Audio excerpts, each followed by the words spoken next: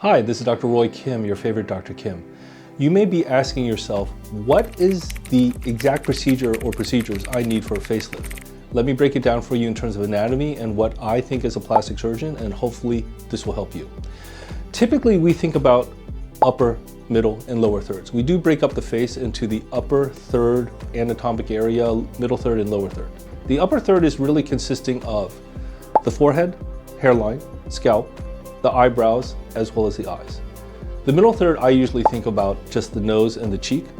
Finally, the lower third is around the mouth or below the nose, the nasolabial fold, the jowline here, the marionette line, as well as the mandible or angle of the mandible. Finally, for the neck, of course, we'll talk about that separately, but that is below the mandible, below the jawline. Getting back to anatomy, in terms of the upper third of the face, most patients today with a modern facelift probably do not need a brow lift or much of a brow lift. In the ancient past, we would have to make an incision all the way across the scalp and raise it up. The reason for this is that Botox really wasn't invented, or a lot of patients weren't on it.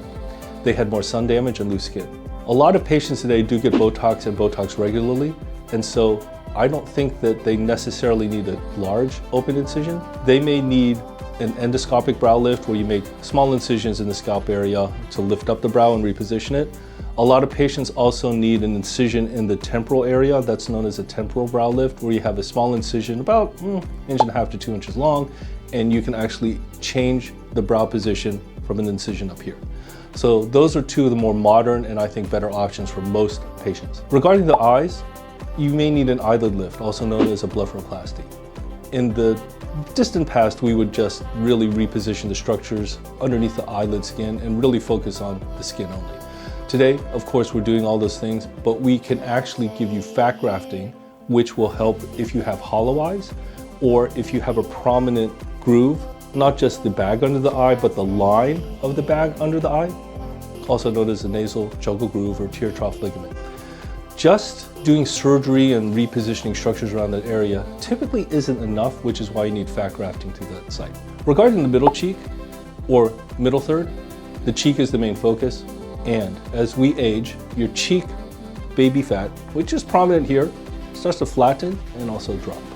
So to get the best result in the middle third of the face, we really focus on cheek rejuvenation. We typically have to lift it up at an angle. Just lifting up vertically would give you an unusual look, and just lifting it horizontally also gives you an unusual look. We want to typically lift it up at an angle, and that angle depends on your face, your anatomy, to actually give you a more rejuvenated look. You may or probably need fat grafting to the side as well, where we may have to give you fat at the nasolabial fold, at the side of the nose, or in the cheek area itself to give you the most aesthetic look. Finally, the lower third of the face. We're looking at the area underneath your nose and around your mouth.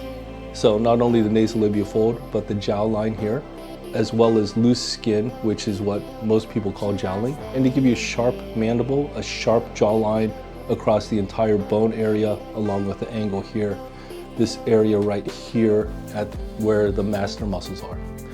So to achieve that, you will need some sort of structuring or restructuring of the structures underneath the skin. Typically it's called the SMAS, S-M-A-S. And what that does is it gives you a natural looking result with tightening of the skin and the structures underneath it to give it a better, long lasting overall appearance. There are a couple smaller procedures, I think, related to the face. One of them, getting back to the middle third, buccal fat pad removal. If you have a round face, if you have a lot of cheek fat, even if it's dropped down, if it's still there, I can access the cheek fat sort of around here to make your face look more sculpted and less round. It's important, especially if you're older and considering a facelift, to really think about whether you really need the buccal fat pad removed. If you have a more V-shaped face or more angular face, I can remove it, but you actually may look more hollowed out after I remove it. It's really reserved for patients who naturally, weight proportionate to height, not overweight, simply have prominent cheeks and prominent extra tissue right there. Then it works quite well, and long term you probably don't have to worry about reinflating it with fat. We haven't talked about the nose, which is a separate video, but of course, if you need a rhinoplasty or nose job, that can be done at the same time as a facelift to give a more harmonious result. So I hope that this very general anatomy lesson helps you figure out exactly what you may need or things to think about to rejuvenate your face. If you have any questions or want to leave any comments below, fire away. Thanks so much for watching.